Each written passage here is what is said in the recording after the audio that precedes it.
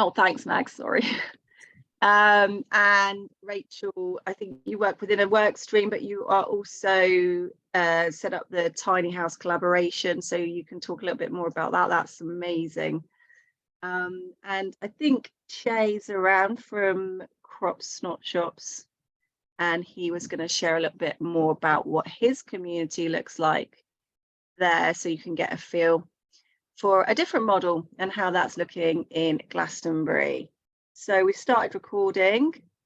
I think that's about it. Kian, over to you, mate. Great, thank you. I am not muted, hooray. Right, share screen. Here we go. Okay, are people seeing that? That sharing? Yep, great, okay. So the Common Ground Project, collaborative potentials, land trusts for diverse people, food, ecology, and economy. So yeah, today we're going to talk about collaborative potentials, what that might look like for you working with or alongside the Common Ground Project. So open source materials and systems for collaboration. All of our materials are provided without charge, with the aim of helping you create land trusts and cooperatives, while the Common Ground Project itself acts as a repository for open source information generated by the network. We don't individually have all the knowledge and skills to bring down economic slavery, but as a human collective, we absolutely do. And that's what this is based on. Our project management system is in its infancy, but it's already capturing the most pertinent information required for regional collaboration. And maybe some of you here have already filled out this form. If you haven't, I would encourage you to do so. It's pinned to the top of our Facebook page and will also be included in any emails regarding meetings, including this one. And basically, this is a basic data capture form with just a little bit about us and then a few questions for you. And this is for people who've looked over our previous materials and understand the spirit in which collaborations are being formed. The spirit, you don't need to understand the whole thing in detail, but just like if you support the kind of feeling of what we're doing, then this is for you. And just to give you an overview, so one of the questions is, whereabouts are you based in the UK? And what this does is this allows us to group collaborators into their regions, and also allows us to ascertain in which areas our support would be best focused in the creation of common ground incubators. So at the moment, you can see that we're mainly in the southwest, which makes sense because that's where our first land trust is. But actually the southeast has taken the lead. There are 8 people in the southeast, which would mean that would be our next focus for, bringing the collaborators together, assigning a kind of a regional active elder lead, and taking it from there. Another question, which category within regenerative settlement best describes you? And this allows us to assure that enough regenerative land workers are available to create a regenerative farm with the support they need from the active elders. And it also allows us to assure that the right balance of collaborators exists to create cross-generational agrihood.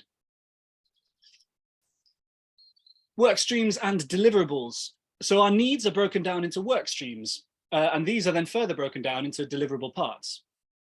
Councils are then formed for interest groups within each region, and a regional elders council made responsible for tracking the progress of these work streams. Teams of specific professionals are gathered and may move around the work streams and regions as necessary. For example, our legal team. It's these deliverables that can be used to monitor who has been willing and able to create regenerative settlement on behalf of self and next generation, as per the requirements of an active elder to qualify for residence within a CGP land trust. We are willing to coach regional active elder leads through the materials to enable them to build a network in their area. And you don't have to be old to do this. You don't have to be old to be an active elder. You just have to be willing and able to create regenerative settlement on behalf of self and next generation. Oh yeah, and we've got experience and interest at the end, so that, I'm an investor interested in supporting British farmers and regenerative food production. I'm a landowner looking for collaborators, software development, data handling, filmmaking, creating digital content. We've got all of these lists, and then also a section at the end if our stuff isn't on the list, and actually we're using that to feed back into the categories. So you can have a look at that on the recording in your own time. You can go into that in more detail as you wish. And yeah, what does all this do? So it matches landowners who are looking for collaboration with potential collaborators. It gathers investors looking to create regenerative settlement into regional groups. It tells us which regions are most ready to create regenerative settlement and therefore are eligible for access to the Land Acquisition Fund as per tripartite altruistic economics, which we talked about last week. Hopefully you were here for that. If not, the recording is available on Rumble. It matches the right skills to the right land trusts and ensures that land trusts start with regenerative farmers on the ground, while active elders carry out the necessary background work to create their settlement. And information submitted to the form is shared with the relevant workstream leads and teams who will contact you when there are relevant data matches and action thresholds in line with your interest groups. So yeah, we'll get in touch when there's a match. And this is just a little look at the work streams. So each Common Ground incubator and each formed land trust receives its own work stream.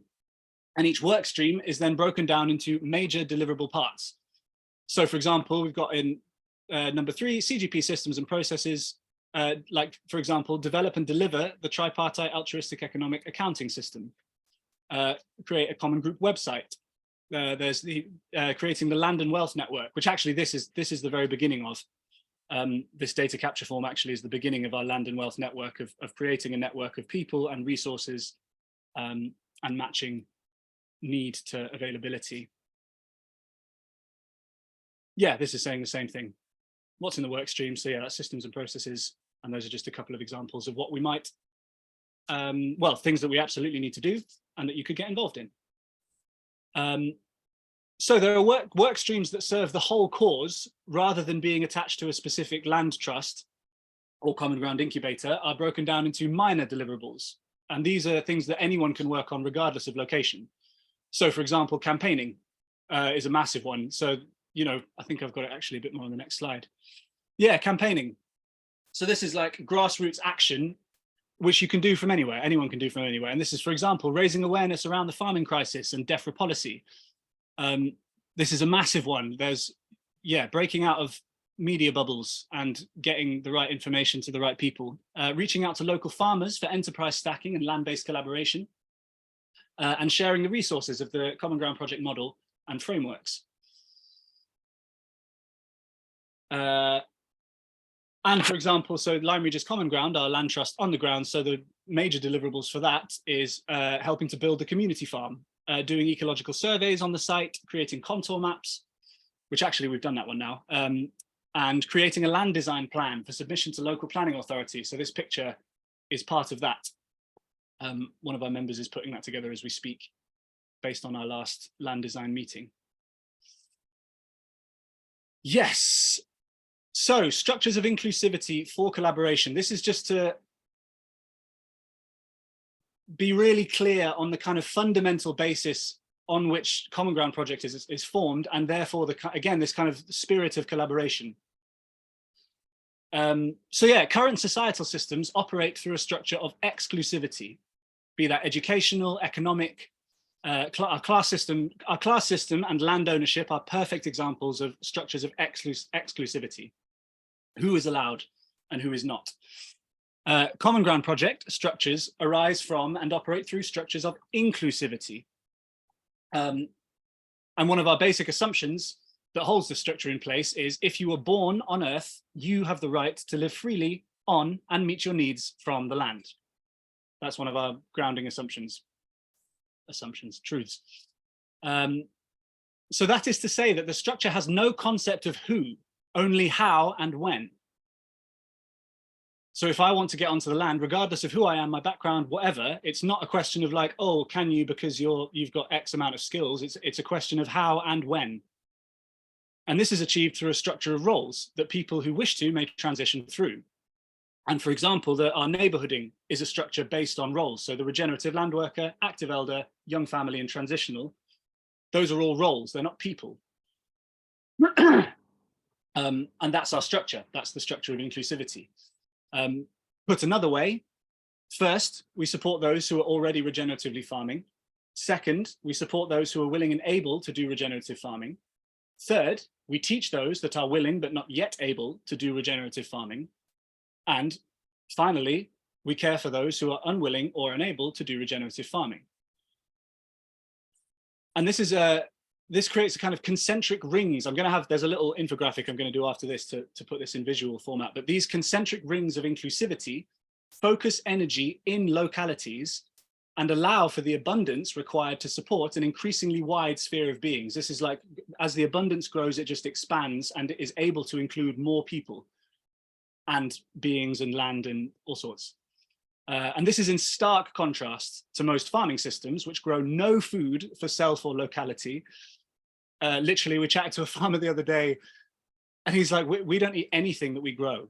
They might grow like hundreds of tons of barley and they export all of it to the Middle East to feed goats, for example. So yeah, which grow no food for self or locality, support few rural livelihoods and profit only the biggest corporations. And that's the really big thing, is that that's the reason that those systems exist, actually, is because of the profiting to the biggest corporations in whose interests it is to keep it that way. And a structure of inclusivity is best applied to all beings and ecosystems. And this is a little picture of Stamford Hall CSA Market Garden, where I worked with Graham previously. And you can't actually see it in this picture, but just kind of at the top right and at the back, there's a whole bank of nettles and dock and thistle.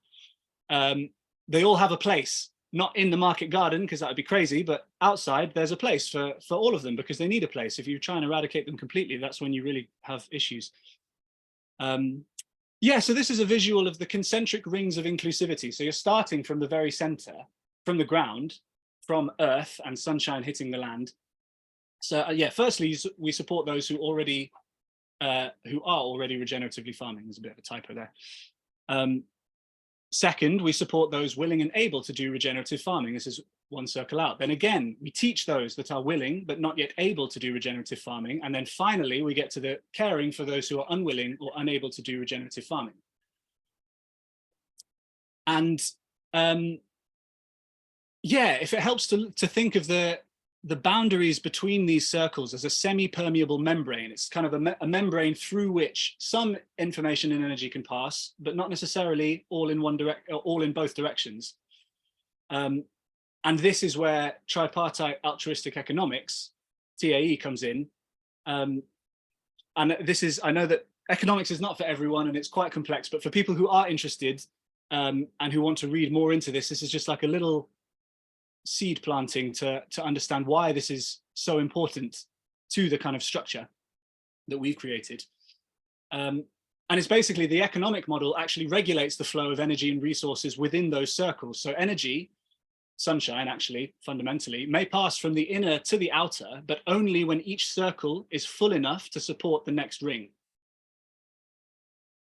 And one of the ways that it does that, we have a pricing structure which keeps power in the hands of the producer and prevents vamping from the outside. It prevents exploitation coming from outside and like extracting energy before that circle is full and abundant enough that it can then naturally cascade out into the next circle. And energy can be drawn in from the outside, i.e. via money via a food truck. And because of the tripartite split, as in the way that a third goes to the land trust, a third goes to the producer, and a third goes to the evolution, this just feeds back into the cascade of abundance. And I'm calling this torrent up rather than trickle down economics, which I really like, because it's starting from the ground up. And yeah, working up in this kind of beautiful cascade of abundance. And if we can plant as many of these as possible in whatever way they look like, we can create this like mycelial network across the country that uses these models and uses that distribution of resource to just keep spreading the abundance, basically, and keep sharing and keep growing and keep planting, which I think is a really beautiful, I think it's so beautiful. So yeah, tripartite altruistic economics, intra-farm economics based on true value, sunshine, land, and all beings. Yeah, just a little taster there. So collaboration limitations. While the Common Ground project offers its learning materials on an open source basis, collaborations like land trusts and cooperatives that go above net neutral in terms of human energy, money or land are protected within the following frameworks. That is to say that if a collaboration actually wants to draw upon the resources of the Common Ground project as a collective, then it's done within these agreements, within these frameworks. So one of them is the tripartite altruistic economics. And this model ensures fair share in economic collaboration and a drive towards common good. There's constant funneling of resource towards common good within that model. And then the other one is the Common Ground Project, so CGP. And this ensures long-term security on the land as per CGP neighbourhooding patterns. So that's that regenerative land worker, active elder, young families, and transitional occupation. And this allows us to work towards common good via shared agreements. In other words, feel free to use any part of Common Ground information you find to create whatever you like, however you like. All of our models and all of that information is given, is gifted. However, if you would like to commit to either the tripartite altruistic economic model or a CGP framework, then let us know and we'll send the full weight of resources and support your way. And there are many ways to transition to the economic model or the CGP frameworks. And if you're feeling unsure, please feel free to fill in the data capture form and we can talk through the options. And there's just, I forgot to say at the very end of the data capture form, there is a section where you can just talk a bit more about yourself, talk a bit more specifically about your interests and skills, what you'd like to contribute, what you might be looking for. Yes, so the Common Ground Project's frameworks are based upon natural laws and common needs. The majority of our top-down systems are absolutely the opposite. We have no idea how many collaborative applications the systems and frameworks may have. We have no idea how processes will unfold under the framework, just to be clear. But we gift this information with the understanding that it's information to think with when applying to your collaborative dreams. It's like a lens. And it's the opposite lens to the one which is used in top-down governance. And certain elements of the structures are vital for other parts to succeed. So we really encourage you to do your research, test the models on your own dreams, think it through, think about how this might fit, like how would you fit into this? How does it feel? And then come and ask the network for help and advice. Come and talk to us. And finally, if it feels like slavery, it probably is slavery and won't mix. And this is something else in relation to the economic model is built so that slavery cannot exist within it. Exploitation cannot exist within it. So if it feels like slavery, it probably is, and it won't mix with that model. Okay, yeah, that was quick, great. That was what I was hoping for. So I'm just going to stop the share there. We've got loads of time. This is brilliant. Okay. Yeah, so opening the floor to collaborators old and new. So first off, we've got Rachel Trafford, who's going to talk a bit about Tiny House Collaboration UK. And then we've got Che Godfrey, if he's turned up, I'm not sure, from Crops Not Shops. And then we're going to open the floor to people, to anyone who wants to talk, talk about how, well, any questions they have, but also specifically if and how they'd like to collaborate, what they might be looking for. Yeah, just open up the floor for conversation. So I'm going to stop the share there and invite Rachel Trafford to talk, although I think someone's going to have to invite her to unmute. But anyway, thank you very much, everyone, for listening. I hope that wasn't too much information. I know it can be a bit full on, but this recording will be available and you can go back through the presentation. And I really would encourage you to just, yeah, sit and ponder it, because it's a lot and it's deep. There's a lot of depth in this stuff. So I really would encourage you to engage with it, however that looks for you. So thank you. And I'm going to step back now and let Rachel take the floor. Thank you, Kean. That was amazing as usual. I love it when you're on your little soapbox there in a lovely way. Okay, hi everyone. I don't know many people on the presentation, but I'm going to do my best to just tell you a little bit about what we've been doing, where we are, and what we need from you. So I've got a presentation I'm going to screen share. And I'm going to try and stick to that as much as I can. Can you all see it?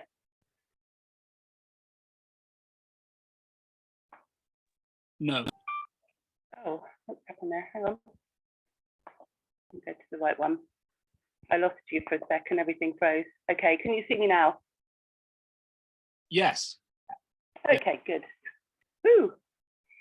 Right, I'm going to stick to the script because I did do a run through earlier, and it's a few minutes, but it's not too much, I don't think. So the story bit. Where did this all start? About a year ago, it seems a lot longer, I came across Common Ground project at Lyme Regis after looking for a community to join, and after watching their 2 Q&A sessions and a conversation with Graham Willett, one of their founders. Is Graham here tonight? Graham is here. Graham is here. Yeah, he's just over there. Come back for the questions. Okay. So I decided, after speaking to Graham, to set up a Facebook group called Tiny House Collaboration UK. And the aim of this group was to connect people who could both build tiny houses and people who wanted to live in a tiny house on the land. And the Facebook group was really well received and started to build a solid network of people from all over the UK. And they were professional tiny house builders, carpenters, skilled tradespeople, and also people who wanted to be able to build their own tiny houses too by upskilling themselves. And there were lots of people who wanted to live in tiny houses, grow food on the land, and build a community. And currently the Tiny House Collaboration Group stands at over 1,700 people. Need to go to the next slide. It's not working on like that. I don't know how to move the slide on.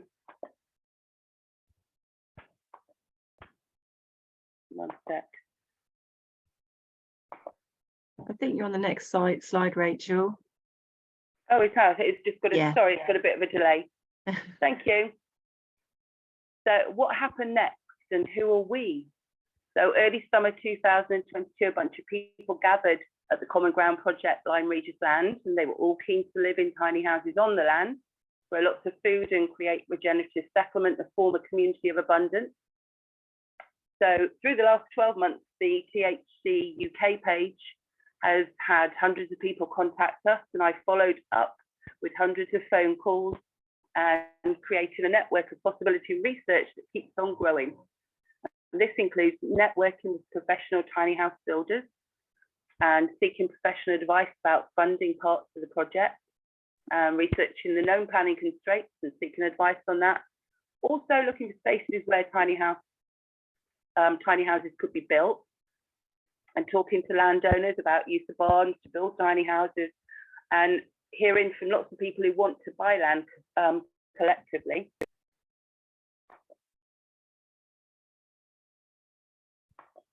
Okay, sorry, I don't know why it's taking a sec.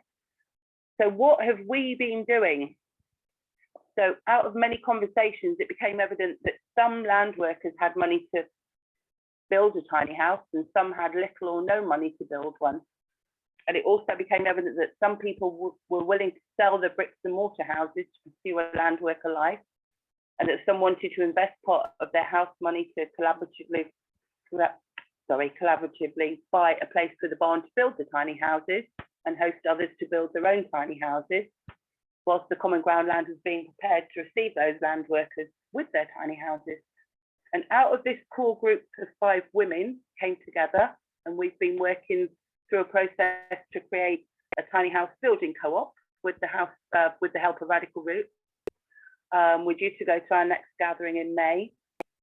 So the Tiny House Building Co-op is an autonomous group aiming to support Common Ground projects by providing some of the tiny houses for their land workers and hosting some of them whilst they build their own tiny houses.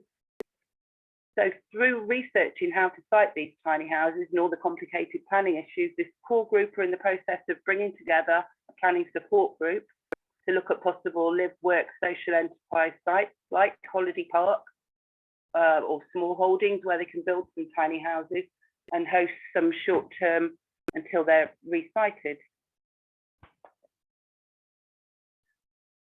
Okay, so what's the connection between the Common Ground project and Tiny House Building Co-op?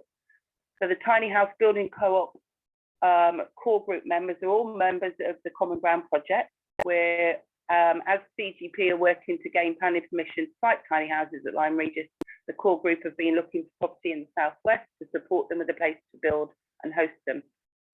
The Tiny House Building Co-op aims to facilitate the running of tiny house building courses with professional builders on site to advise and assist where needed, and we'll all learn together. These rent to buy tiny houses will enable landworker communities to quickly move onto land, live close to their work, have a rewarding life and livelihood working alongside their communities to create regenerative settlements. And the Common Ground project is designed to be replicable on land around the country, so there'll be plenty of tiny houses to be built over the next few years. And tiny house builders are already getting many people coming to them for commissions, so potential is huge. Where are we now? So Tiny House Collaborative UK Facebook page is still gathering contact with tiny house builders, saying that they've got plenty of work.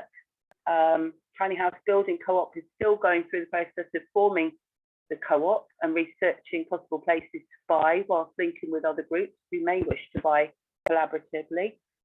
We're all in communication with Common Ground, and we're finding ways to work together for mutual benefit, and we're all trying to figure out how to navigate the planning system. It's evident that there needs to be a change in the planning policy to accommodate the necessary transition to low impact living and to encourage the creation of regenerative settlements. And we're still searching possible sources of funding.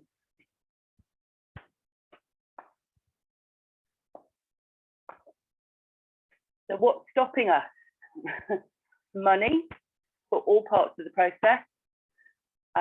People power. We are, like I said, a small team. 2 of us work full time as well. Professional support. We've got a small pool of people that have given their time for free so far, but that's obviously not going to carry on for, you know, in the long term. So we do need to sort of think about how we're going to keep these people involved. Premises to build from. We're all working on that. And planning obstacles, obviously, but again, we're doing a research, and with more people, we can hopefully find a way. So what areas do we need to work on to move forward? We need more people to research planning policy. We need more people to research possible revenues of funding for planning and legal advice. More people to network for us with landowners and other individuals or community organisations that might have land that could support a build base for the tiny house building cooperative when it's established. We need more people to help set up fundraising campaigns to support the building of tiny houses, more people to explore the design and build of tiny houses, although we've got people on board already. And we need more people to find more potential suppliers and materials, and more people to collaborate with us to push this tiny house regenerative settlement forward.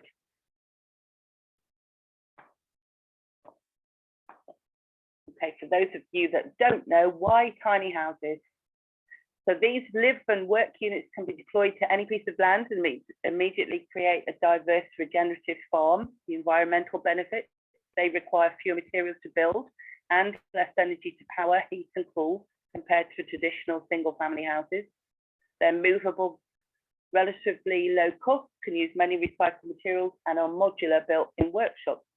So these rent to buy tiny houses will enable land workers, communities to quickly move onto land, live close to their work, have a rewarding life and livelihood working alongside the communities for cost efficiency and collective abundance. And we aim to create a replicable, adaptable, scalable live work social enterprise model that will ultimately be self-funding, self-supporting and mutually beneficial. So who can we look to when we talk about tiny house and communities? There is legislation for tiny houses in America and New Zealand already, so we could look to emulate them. Bristol's establishing the UK's first tiny house community as we speak, with shared common spaces. And a Bristol charity is already placing small modular homes in gardens and on rooftops to address the housing crisis for singles and small households. And tiny homes on wheels could be made to caravan or RV regulations to satisfy planners. And Teambridge Council is promoting a self-build compact home model. So these are just some of the things to bear in mind. And that's my little speech over with. Thank you for listening. Thanks, Rachel. Yeah, can I just say thank you as well, Rachel, because that was kind of all new to me and less so to Kian. And although I'm on your group, it was amazing to hear it in such detail and such clarity. I'm fascinated. I live actually just outside Bristol, so I'd love to know more about them. I'd like to go and visit them and see what they're up to. So maybe I can connect with you afterwards. Yeah, definitely. Yeah, that would be amazing. Do we want to do a quick Q&A with you, Rachel? If anyone's got any specific questions on tiny houses? I'm just waiting to hear back from Che. I'm not sure if he's here. Can I actually just say for one thing that, so what I didn't say before Rachel spoke is that just to clarify that the Tiny House Collaboration UK is one of our work streams, and that in filling out the form, there's a bunch of options specifically relating to, like, I'm looking to build a tiny house, I want to invest in one, I don't have the money, but I've got the skills. So yeah, for anyone filling out the form, those are all in there. And then we've got you and your region and the fact that you're wanting to get involved with that side of things. So I just wanted to say that. Thank you, Kian. Great, thanks, Kian. If you do have any questions, maybe for Rachel, if we do that first, and then maybe come on to you, Kian and Graham, if that's okay. If you do have a question, there's a reactions button at the bottom of the screen, and you can raise your hand, and then we can ask you to unmute, if that's okay. There's some really positive feedback in the chat. Lots of brilliance and thank yous, which is lovely. Thanks, everyone. Just seeing if anyone's got any questions. I mean, I've got a question, if that's all right. Oh, sorry, Grant. Go on. Evening, everybody. Yeah, Rachel, thank you for kind of explaining a tiny home piece. So I'm interested just in the sense of what you were saying about the build of them and creation, etc. Is there a particular type of builds that you are working with or running with? So the kind of the understanding I'm looking for is it like containers? Is it traditional construction with like natural material? Like what's the starting point in the creation of them and kind of the angle on that? Okay. Yeah. Well, at the moment, we're sort of bringing some builders together to sort of hopefully find something that satisfies the planners, because I sort of have a feeling that the more, you know, eco-friendly they are, then the easier it's going to be, you know, to get them onto land. But yeah, it's such a grey area at the moment. So we're hoping by bringing professional tiny house builders in, that we will sort of, as a collaboration, come up with something that they all think will be more accepted. So there isn't a set model or build at the moment. That's something that okay, sorry, message came up. Yeah, at the moment, that's something that we're working on. And I wish I could give you an answer, but like I say, it's a grey area. No, that's I appreciate that, and thank you for kind of sharing. If possible, I might connect with you after, because I might have a collaboration option or something like that we're exploring, and we didn't know what to do with it. But with what you've said there, actually, it might fit. So it might be worth just having a chat. Amazing, yeah, definitely. Send me. Are you on the Tiny House Collaboration UK group? I don't think so. I'll join it and then I'll message you. Join it and message me. That's the best thing, and I can keep you in my mind. Then, thank you, Grant. Brilliant, if you want to stay on, both of you, quickly afterwards, after everyone's gone, maybe we could just do a quick exchange of details. Then that might be useful if you want to. Yeah, great. Shall I mute myself? I just wanted to give a bit of background from the Common Ground Project's point of view on that, as well as in our setting out point was looking through the legalities of planning and basically finding something that nobody could actually disagree with, which is a ridiculous length to have to go to justify your ecological life to, you know, people who are living in massive mansions with all of their, you know, it's a bit mad. But our setting out point was it needs to meet all of your needs fully off grid and be one of the road towable units for us to use it on our first land trust. This was just so that we could give a model and say, look, there's no reason why not, you know, like everything's looked after here, all your considerations, people can transition around the land trust with their stages of life, so agricultural land's not being taken up unnecessarily. But then what we're also really keen to do is make sure everybody gets on with it however they want to do it, because we know that the spell of this ridiculous planning tyranny will only break if everybody just gets on and does it, you know. So that's the way we're doing it, and that was our setting out point. But obviously for Rachel making a collaborative project, it's kind of everybody how they see fit, you know. That's yeah, thanks for that, Graham, because I sort of take it for granted that everybody knows it's like off-grid and it's mobile, and I never even thought to say that, because tiny houses come in different forms to some people. So thanks. Yeah.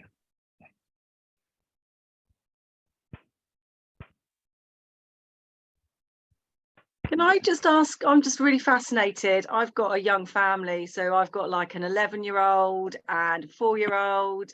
So there's 4 of us, and occasionally my partner's mum comes and stays with us because she's not got a fixed place to live. So how does it work for busy families, maybe multi-generational? You know, how does that look in your community? Yeah, because I'm not afraid of giving up the space as long as I've got a little bit to escape the kids, you know.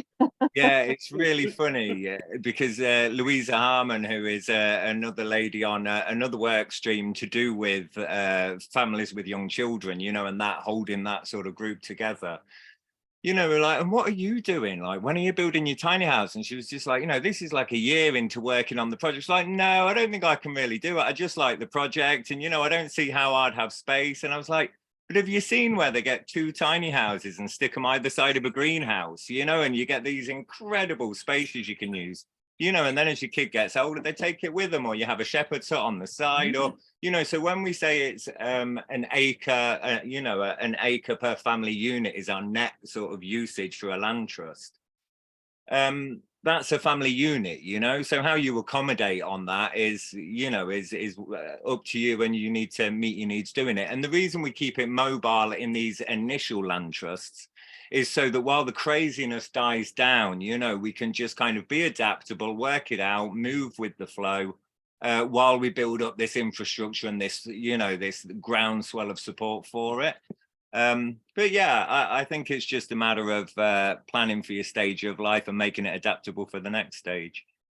Yeah, but I really like that idea, because, you know, I'm at that age now where I've got parents that probably will need to come and stay with me while still managing a young family myself. And, you know, these are practical realities that it's good to figure out what it would really look like, because that's what it's like. You're not laughing. You're laughing at me, mate. I've just landed on a drum. Sorry, I'll mute her. Don't mind, a comedy interlude is absolutely fine by me. But no, thank you, that was great. If we've got any other questions for Rachel, or specifically about tiny houses, if not, maybe we could just move on and ask the drummers if they've got any questions for them. I'll just see if anybody's got any hands up. Anyone got any questions for Cian and Graham? Or any projects you're doing yourself? Sorry, we were muted. We were muted. Or yeah, go again. Or any collaboration potentials, as in, are there any of you guys who would like to find people? What I say on this is, don't follow other people's dreams. Find the people that are, you know, that are sharing your dreams and do it with them. And that's kind of what this forum's about. So if any of you have got these kind of collaborations you want to do, you know, now's a good time to name it, get the information to us, and we'll send it out to the others. Yeah. And just to answer, someone's just asked on the chat, how do we get in contact with you if we aren't on Facebook? This form is the first stage in that. If you fill out the form and give us your email. Do you want to put it in there? Can I put it in there? Yes, I can I? Hang on. Is it that one, or is that going to be an invitation to edit? Let's find out. So yeah, I've put that in the chat. I don't know if that's going to take you to the, hopefully that'll just take you to the form to fill out rather than to the like admin editing page. And yeah, Sammy's going to send up an email. Great, yeah, with all of the information. Yeah, brilliant. Yeah, it's on there. I just opened it. Wicked.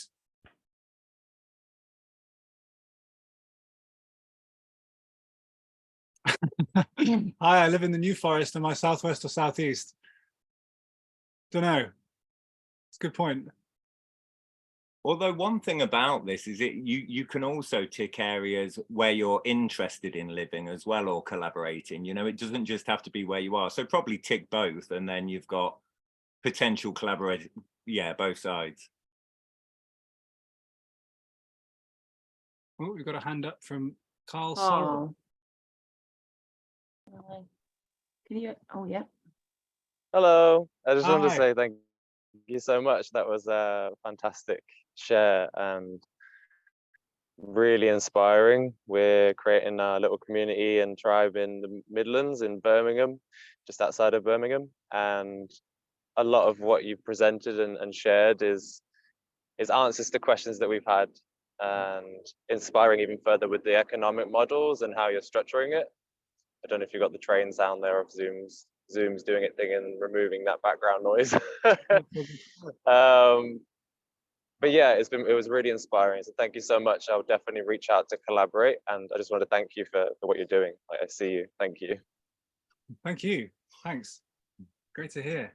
Mm. That's really, yeah, that's awesome. That's what we're doing this for, really.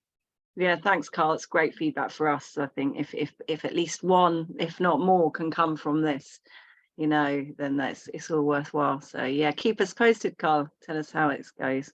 Yeah. Yeah, we've had an amazing statistic, you know, like looking through the statistics coming in on the form just from the first week. Yeah, it's been really amazing to see how word of mouth is spreading in relation to, you know, the social media or whatever, you know. So it's like 50% of the people coming in are through word of mouth. So even if the internet shut down now, you know, like hopefully that word of mouth will keep spreading. Grant. Evening, everyone. Yeah, I just wanted to chime in again on that. So I've spoken to Graham on the phone late last week, and then I've spoken to Sammy today. So thought I would come on here and just try and expand further. So for everybody, just again, like, my name's Grant. I'm based in Scarborough at the moment, and we've set up a private members association, been established for about a year now, and it's underpinned by a farm here in Scarborough. So we actually launched the private members association for people wanting to kind of claim sovereignty and break away from the system, etc. I come from a family of farmers, so knew, like, in all of the chaos, and when I finally started to see what was really going on, something just downloaded into me to go, it's back to the land, it's back to farming, you know, this is, I didn't know why, but this was the thing. So went on for the last 12 months a bit of a permaculture regenerative farming journey, moved from Surrey, ended up in the northeast, and kind of we find ourselves here running a PMA. So where we are right now is we're actually in the process of forming a charity to front end that PMA, because as Rachel alluded to, funding and the wealth transfer that we've experienced is becoming increasingly harder to re-access. So we're going to try and utilize attacking the food aid and food poverty angle using regenerative farming and permaculture to try and access funds and bring it back to kind of where it needs to be ultimately. So that's a very brief synopsis of what we're doing. What we're ultimately trying to achieve is very similar to what everybody is here doing, you know, finding these natural laws, these common grounds and ways of basically bringing food back to the control of people in small groups. And so I'm just interested to connect with anybody and everybody that is kind of doing things and seeing ways that we can strengthen what we're doing. Our Private Members Association has been kind of donation and membership structured thus far. One of the big things that we are interested in, and I spoke to Sammy about this, is navigating things like DEFRA, because food security is not in place with means and measures there that we can't hedge against. So I'm interested in conversations around that. I'm also interested in purchasing vehicles and land, etc., whether it's trusts or other mechanisms to help give security to some individuals, because at the moment we're working in partnership with a farm. We don't have formal security, should we say, outside of a lease. And so it's just little things like this, really. So we've put our head above the parapet. We're kind of testing everything that we can, and we're really just looking to absorb knowledge, gain more clarity, keep paving away. I treat myself as a bit of a bulldozer. I'm happy just to get on with things and kind of learn along the way, because we've got a lot in the background, and loads more that I could go into and kind of explain, especially on the charity front. But yeah, I just kind of wanted to share that with everybody, let everybody know that we are in the Northeast. So I saw your little free members in the Northeast there. Like, you know, we've got a group of 20 of us, you know, so there's 23 potentially for those statistics, you know, so maybe we become a priority.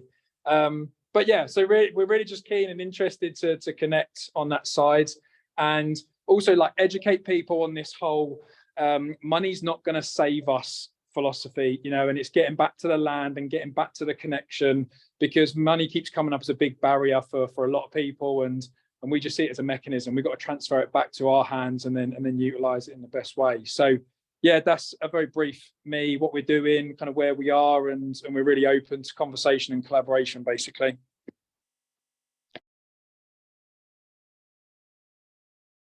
Thank you. Thanks, Grant, so much. I was going to ask you if you wanted to share, and you jumped in. So there you go. Perfect. Absolutely perfect. Thank you so much. And have you got a website or a form of, you know, connecting with you on social media or anything that maybe I can put in the email out tomorrow if anyone's interested? Yeah, so the easiest way, if I'm honest, would just be my Instagram. So it's just at Grant Robe UK. And it's the easiest. I'll pick up the messages easiest there because I like document everything in my story kind of thing. So I'll always pick up messages there. And then, yeah, anyone that wants to contact me, just contact me. Great. Okay, well, I'll make sure I put that in as well, along with Rachel's info and obviously Common Grounds. And you've got some lovely responses in the chat there. Fan-flippantastic. Cheers, thank you. I just wanted to quickly say that Che says he's sorry, something's come up tonight, so he's unable to make it. He sends his love to everybody, and you know, he'll be coming along to these Tuesday night get-togethers regularly, as I'm sure many of you will, so don't worry, we'll be hearing from him again. Woody, have you got a question? Not really a question. I'm not too brilliant with questions. I'm more facilitated with answering the things. Reason I've stuck my hand up is it's just to throw my hat into the ring a little bit, like Grant's just done. Is that I have land. It's not here in the UK. It's in Spain.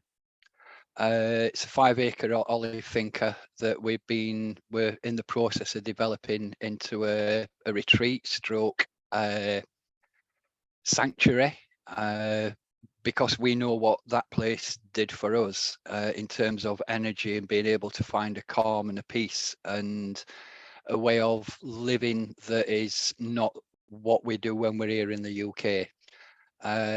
What we're trying to do and what we're looking for is to align with somebody and be part of a community here in the UK, as well as having that place over the road in Spain.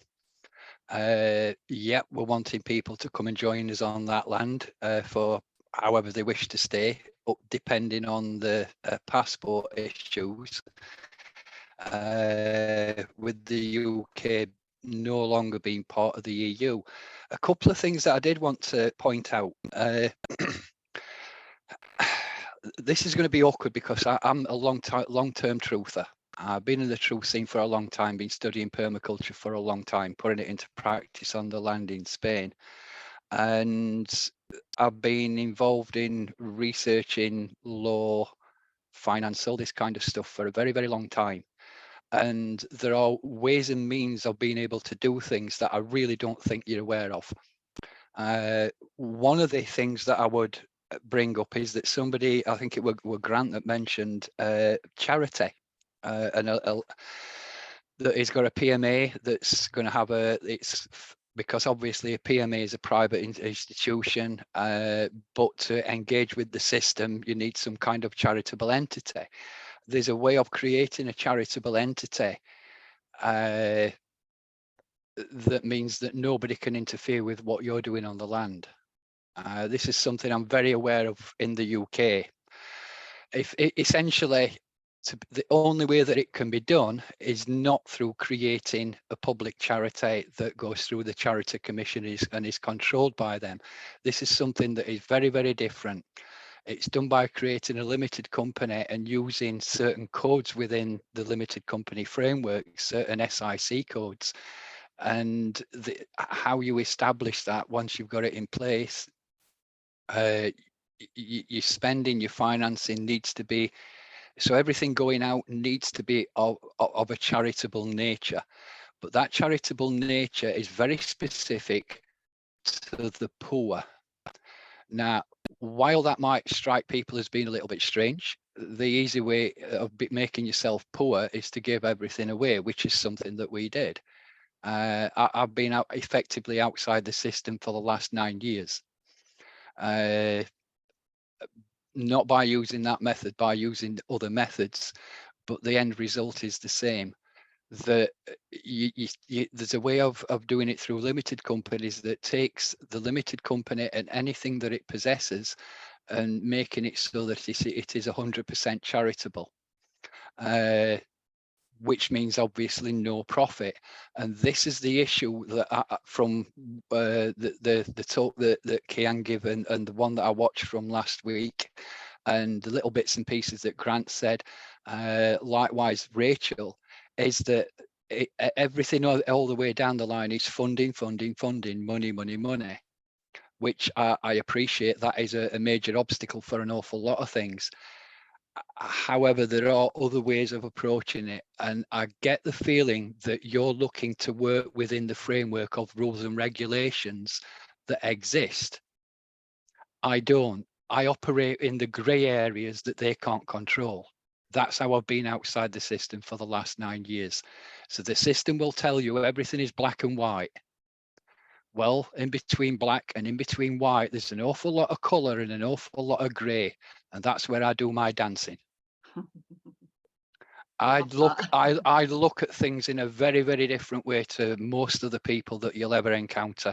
One thing that DEFRA, what does DEFRA stand for again? I think it was Grant that mentioned DEFRA.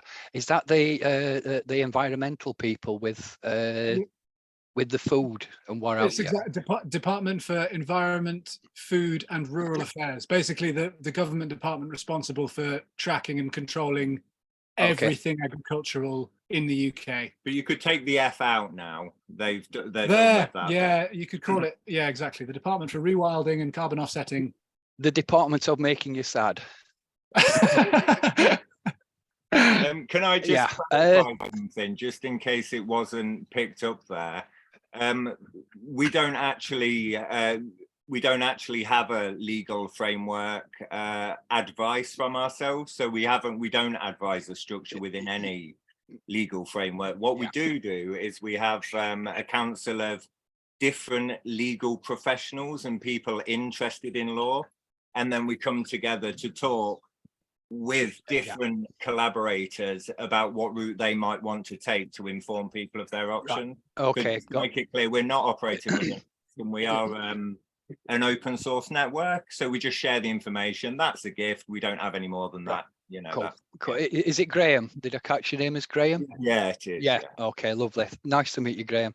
Yeah, I think that it's a big thing that I see with a lot of people, DEFRA, and when, especially when it comes to food and, shall we say, the retailing of food. How do you get it that you've, I know Shay does it a particular way down at Crops Not Shops. Lovely guy, and he's probably at the moment, because he's just got a new baby, he's probably extremely busy cradling a little bundle.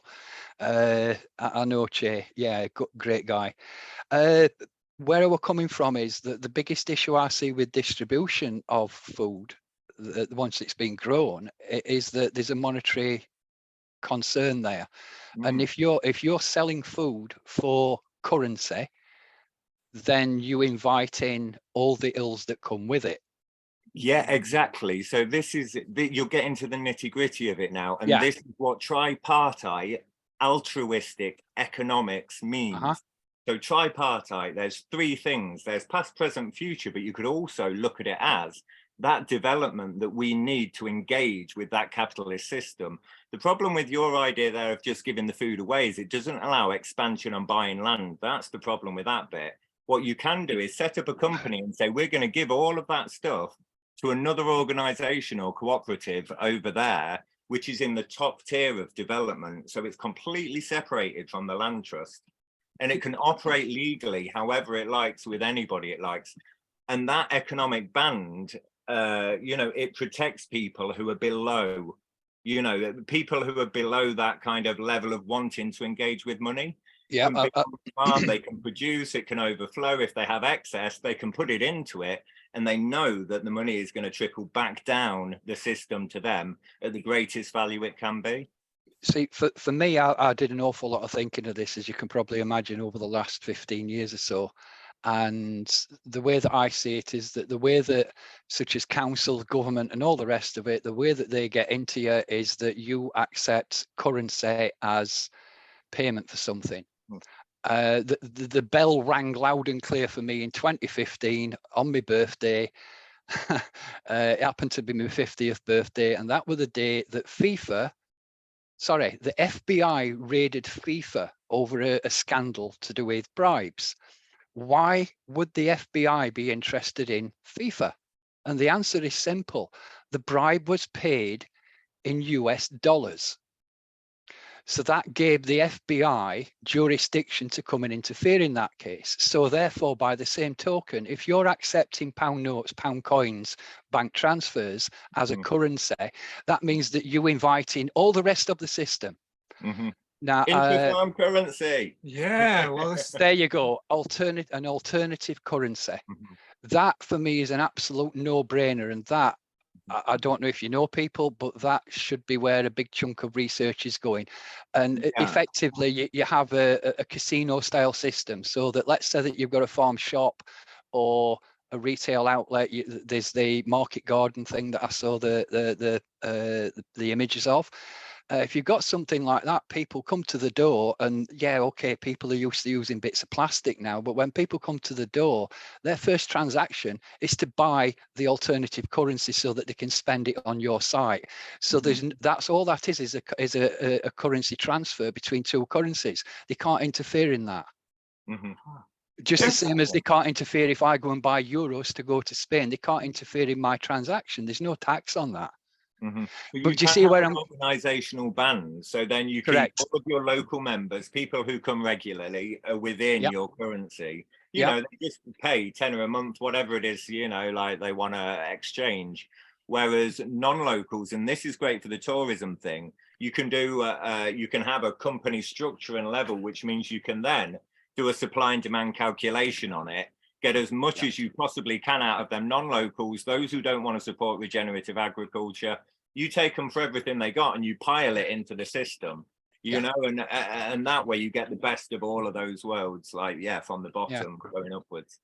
I just think there's a couple of little bits and pieces that I saw as people have been talking, and from the video from last week that I watched, a couple of little things that I think if you explode them a little bit more concisely, you might find that there are solutions there for you.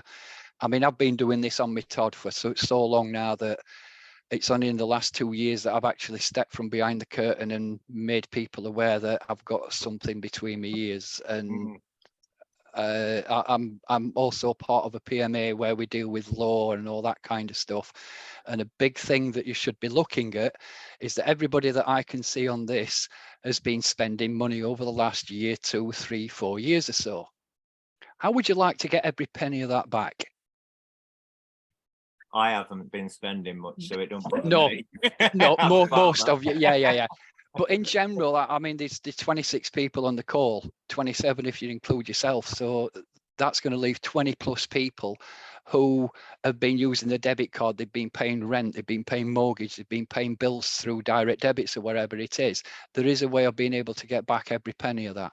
Woody, I'm sorry to interrupt you because this is fascinating. It's really opened up the discussion and taken it in some really interesting directions, but I'm conscious this could end up going somewhere that will take up a lot of time. So is there I know that Grant has put in the chat that he'd love to talk to you further. Maybe the guys at Common Ground did. Have you got a way of people connecting to maybe talk with you about some of these things you've discussed, or even that little nugget of info you just sort of dropped there? If anyone wants to kind of follow that up, would it be okay to do that? Yeah, and well, if you would like to join the, so we have the legal counsel who talks about all this stuff. So if you would like to join it, there is a tick box on the form to enter into it, and then we'll do other Zooms that other people can join in specifically about the legal stuff. Yeah, I only found out about you about 2 weeks or so ago. I weren't on the meeting last week because I didn't know about it, but I have put my details in and filled in the form thing. But if anybody it doesn't have the E in Woody, my name on Facebook is Woody Ledude. So if anybody wants to get in touch with me, just give me a shout on Facebook. It's not a problem. Incredible. But I think realistically, this is why I like these kind of things, because there's so many people with so many different ideas, and it can all be added into that melting pot. I think what you're doing is fantastic, you know. And if you can bring us olives and other great things from Spain that we can put out in our farm shop, like, that would be so cool. It would be if we could ever get the damn things harvested. We're never there at the right time of year. We can with tiny houses and a network. Yeah, lovely. Woody, a few people, sorry, Woody, a few people are not on Facebook. They kind of, have you got any other ways of contacting, or is that really the only way? I'll put my email, and that's kind of you. I have a Telegram group as well. Oh, perfect. That people can connect with me through. I'll let somebody else do the talking while I do the fishing. Thank you. Thanks so much, Woody. No problem. Lots for people to think about and explore there, and I think you piqued some people's interest.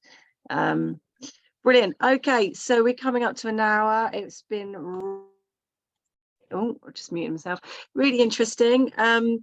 Any final questions, points they'd like to raise? Just to recap that I will put all the information and links to people in a follow-up email tomorrow. I'd just like to say something on the timing of all of this as well, if I may, just to round off. Please do. Yeah, Kian and I are basically getting married, having a little holiday, moving house. And we wanted to get this done before all of that so that it had time to swell with some data. And once we've kind of settled again, we'll get the data analysts that are in the group. There's already a few joined, and they'll start getting we can work out all of the collaborations in it. But just be patient, collaborate with each other. But the form itself, it will be a few weeks until we've actually got enough data to, to really help everybody out with it. Well, thank you. I didn't know that. Amazing. Congratulations. Super exciting. Ian, I feel all warm and fuzzy now. Lovely. Okay, right. Well, if that's everything, we actually finished last week with a really lovely moment. I don't know if you want to do that again, Graham. It was just a minute of grounding and reflection, and just to sort of finish off the energies of the night. Does that sound good to you? Yeah. Great. Okay, so if you'd like to join us to stay on for a minute, please do.